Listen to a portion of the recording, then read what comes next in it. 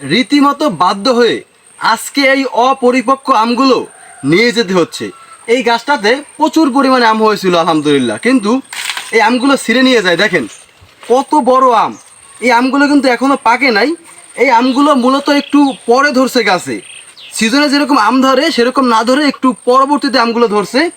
দেখেন কত বড় আম, খুবই সুন্দর সুমিষ্ট ঘ্রাণ। একটা আম প্রায় 1 কেজির কাছাকাছি ওজন হবে, কিন্তু দুঃখের বিষয় হলো এই আমগুলো ছিঁড়ে নিয়ে যায়। আমরা গতকালকে এইখানে মোট 11টি আম দেখছি, এখন আছে মাত্র 8টি আম। এর আগে প্রায় 20 থেকে 30টি আম ছিল এখানে, ওই রকম কিন্তু ছিঁড়ে নিয়ে গেছে। দেখেন কত বড় বড় আম। এই আমটারে কি করছে দেখেন।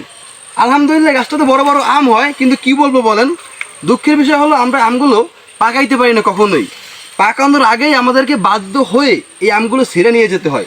এই আমগুলো মূল সমস্যা হচ্ছে এগুলো কাঁচা ও মিষ্টি লাগে, যার কারণে যে কোনো ব্যক্তি লোভ সামলাইতে পারে না।